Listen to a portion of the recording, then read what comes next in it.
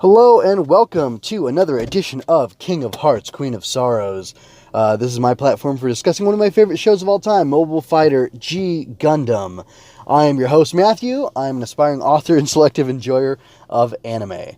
So today I'm going to be talking about episode 4 of G Gundam, and I'm going to try something a little different. So let's hope it goes well. So episode 4 of G Gundam has Domon and Rain going to France, a destroyed, disheveled France with the leaning over Eiffel Tower. Hopefully you're seeing that as the album art.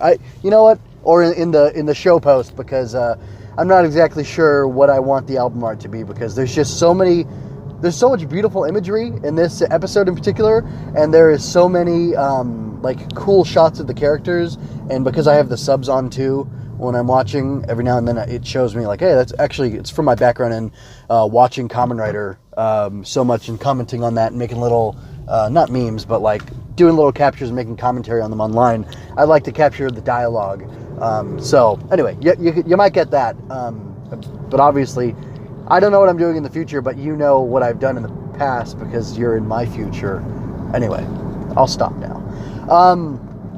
Domon fights Neo France's fighter, George Dessans. George Dessans calls himself a knight, refers to himself as a knight. In the subs, he says more specifically that the Gundam fighters are like knights for their countries. He fights for the honor of his country. Pretty interesting stuff. The fight doesn't ends in a draw. I guess you would say it ends in a draw. So this is the second draw for Domon. So just kind of to recap, he outright defeats Mikkelo Chariot, and then when he goes and fights against Chibity Crockett, he defeats him. He doesn't destroy him and disqualify him, which he disqualified Mikkelo. So he respects Chibity, and he calls him one of the good guys, which I said in that episode. And he's like, look, I'll basically get up and fight again, and I'll face you some other time later. You can still pursue the championship. So pretty cool.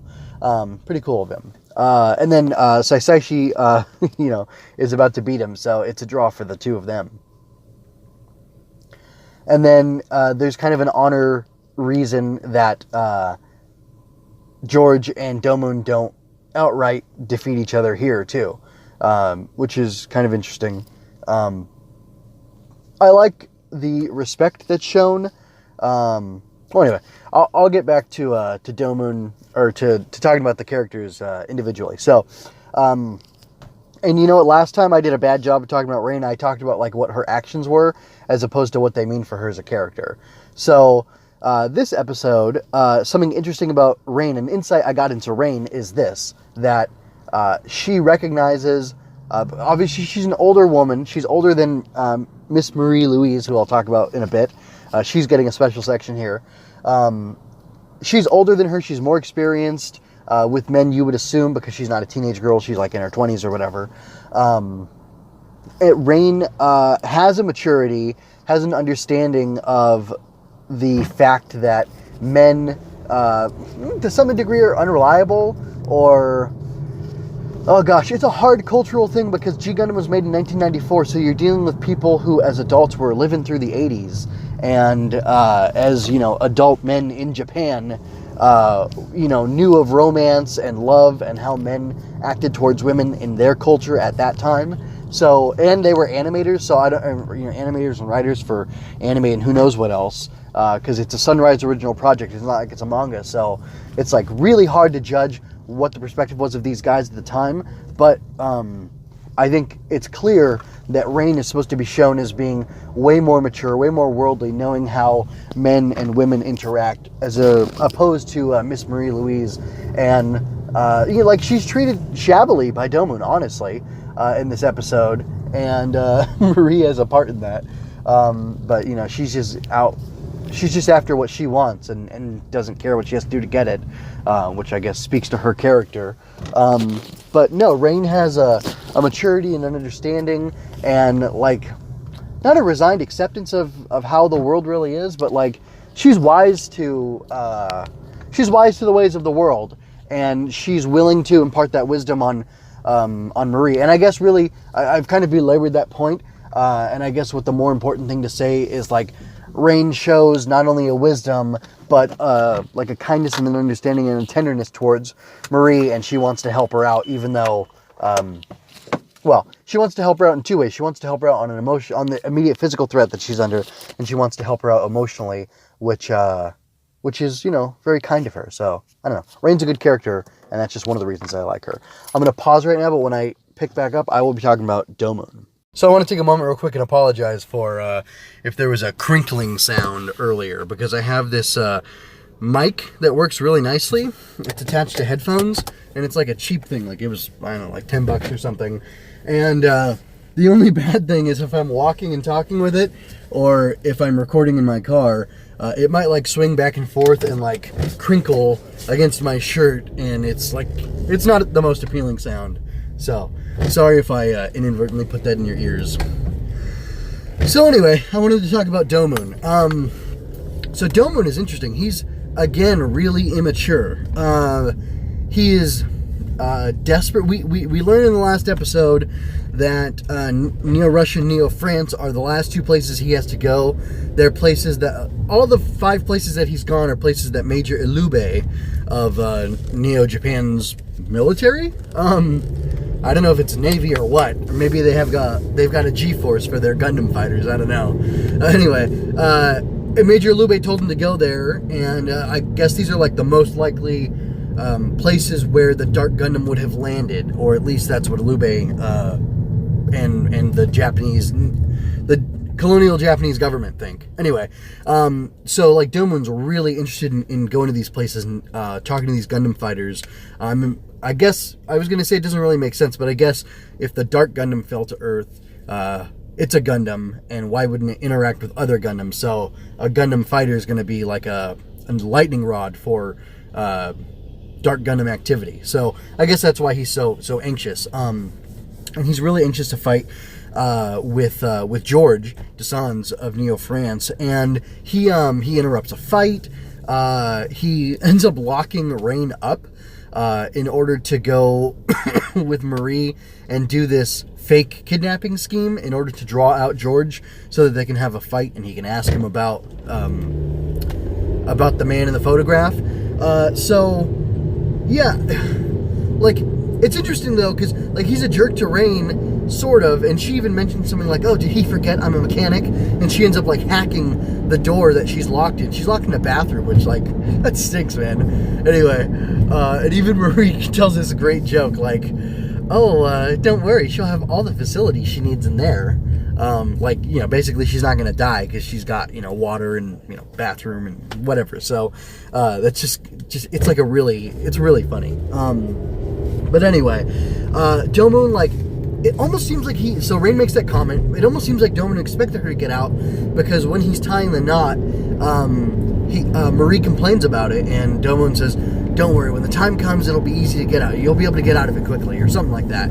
And Rain is with Marie, and she's trying to get her out, and Marie's being stubborn about it, and like, no, George is going to save me, I'm going to wait here. And Rain sees danger, and Domon ends up yelling to her, which it's hilarious in the show that people who are on the ground can be heard by people in the Gundams, and people in the Gundams can be heard by people on the ground. Like, what is the interface for that? It doesn't matter. It's drama. It's the drama of the anime. That's the interface, I think. Anyway, it's kind of funny. But, yeah, I think Domon purposely made a type of knot that Rain knows, or that maybe Rain taught to him, so that he could have her undo it easily when she got there, because like he knew she was going to be freed. So I don't know, Domon is he's kind of a complicated guy to figure out, and you don't get too much personal insight into him over the course of the series, but like I guess in this rewatch, and we're really going to be watching his character and how he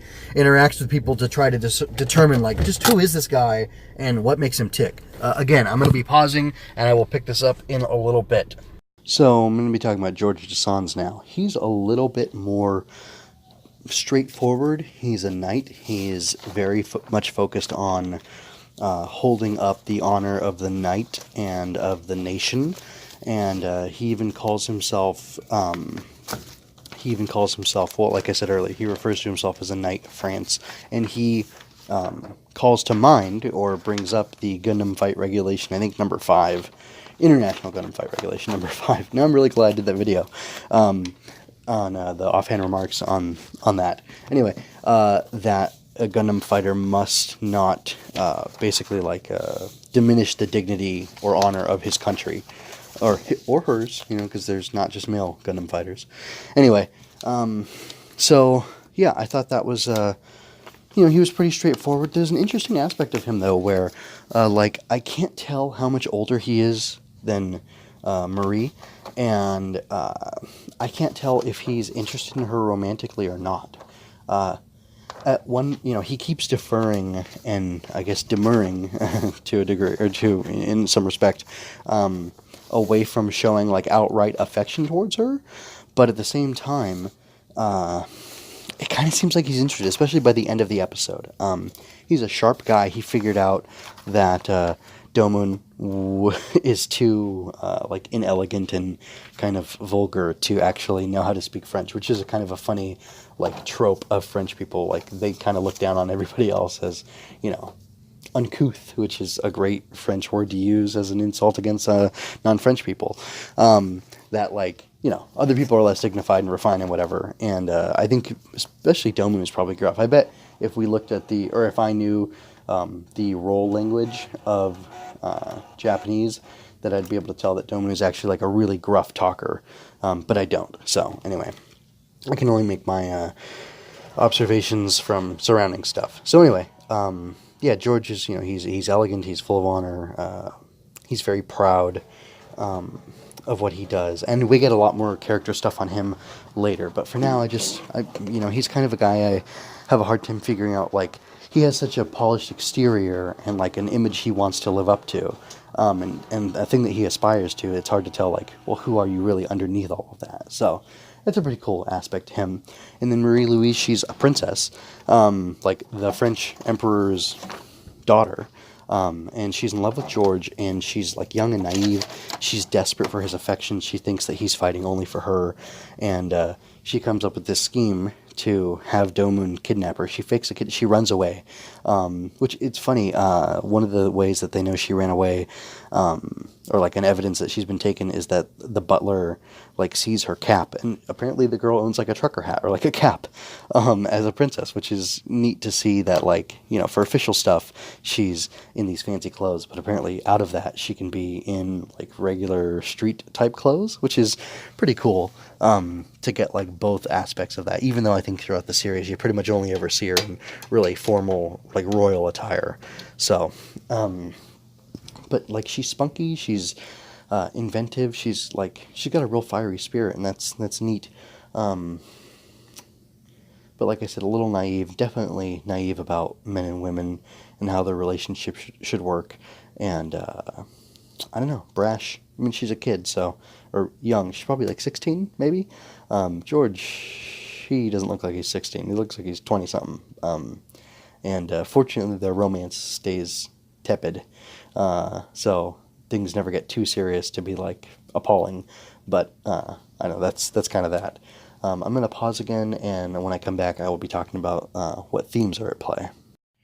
Okay, so hopefully this will be the last time I cut back in to talk about this episode.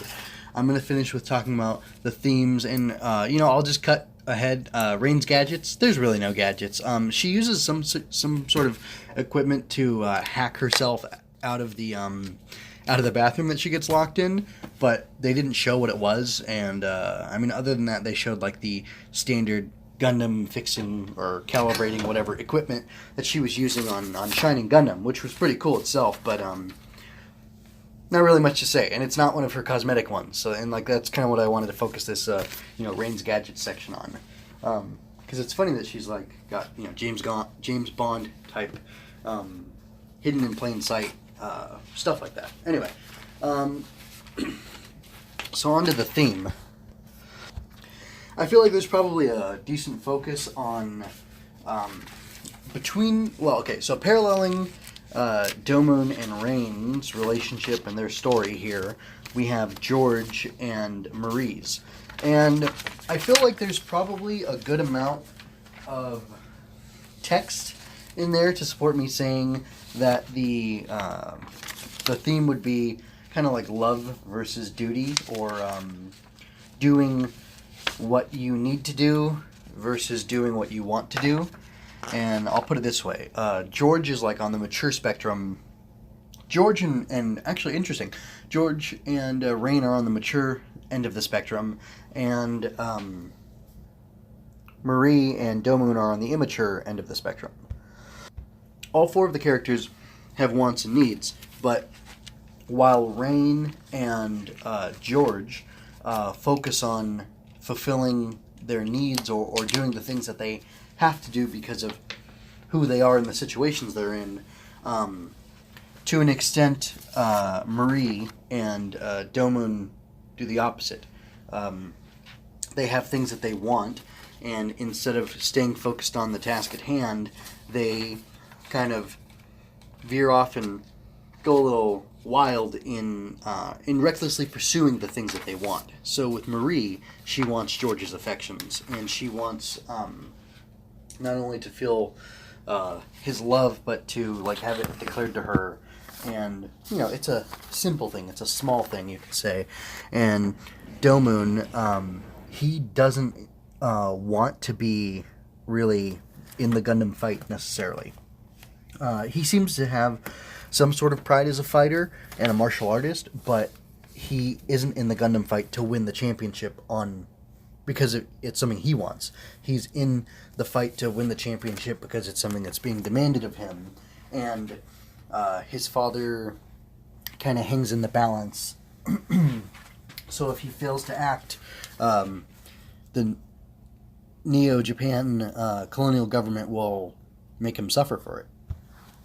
Another interesting thing is that really, given all that I just said, Domon is being coerced into his duty versus George, who has pride in his nation and in his knighthood and such, and he really wants to be there and wants to be serving his country, but his country has done good to him, whereas Domon, I think we're going to see soon, that's really not the case for him, so it kind of explains why he is the way he is.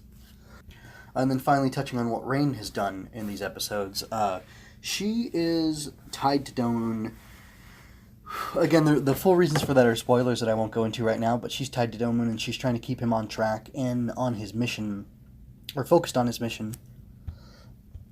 And she's sticking by him to make sure that happens, despite how he treats her and despite the lack of care he shows for her. And I mean like more personal, tender care as opposed to her safety, because he rescues her. And there's the joke at the end of the episode that, oh, would you rescue me if I was in trouble, Domon? And he says, oh, no, I would only rescue a princess. And which is silly, because last episode he rescued her. Although I don't know if because of Zeus and Kun like not actually wanting to hurt her, and I think kind of everybody knew that was the case. If like the two of them don't really count that as him saving her, I don't know. Also interesting, put a pin in the fact that he would only rescue a princess, because that's something interesting to talk about later. There might be another seed, a Gundam seed of foreshadowing. Please forgive me for that pun. I'm really hungry. I want to go. I'm going to go ahead and stop here and say just a little bit of a commentary. This episode was a lot longer than I thought it would be, and I'm okay with that. I'm very much okay with the length of the episode being varied. And I like the loose style of the show. If you're an early listener, I think only a couple people have checked out the show so far, but if you're an early listener, go ahead and give me feedback now. Do you like this longer, more meandering show, or do you want me to keep it a little tighter? Yeah, let me know what you think, please. Anyway, I guess for the review part, I really liked this episode. I thought it was like a pretty exciting episode. I liked all the... it's interesting. One of the things I really liked about it was the whole discussion about, like, this is what men are really like, from Rain to Marie. And I actually think this is the episode when I was rewatching that I thought, you know what, this show's really great, and I'm glad I'm sticking with it, and it's definitely something I want to keep watching. Because I was just kind of watching casually, and I had actually intended on skipping over the first 5 or 6 episodes, because I thought, I've seen these so many times, because I have tried to watch the show over the years. I have them on discs, so I pop them in every now and then. And it turns out I've been popping the same disc in over and over again, so there was a little bit of a redundancy and a repetition for me, and that was kind of frustrating, irritating, boring. And I had, initially skipped, and then I decided not to, and I was very glad when I watched this episode and I saw just like how good the show can be. I really like the exploration of all the different sides of the characters, like the personal sides, seeing the stuff from Marie, contrasting it with what was happening with with Rain was pretty impressive to me. Getting to see like George's like conflict or how he resolves his personal life with his life as a Gundam fighter and a knight. Really cool stuff. So this was a really great episode. It had wonderful visuals. All the stuff with the Eiffel Tower and just like Paris in general, all really pretty. They have this cool Parisian like Zeppelin thing that that Marie rides on, and I think George is on it at some point too. And it's like the royal vessel or whatever. That's pretty cool. So like, there's some really neat stuff in these episodes. Or rather, there are some really neat visuals in this episode. So anyway, that's all I have to say for now. Remember, folks, go out there and seize happiness.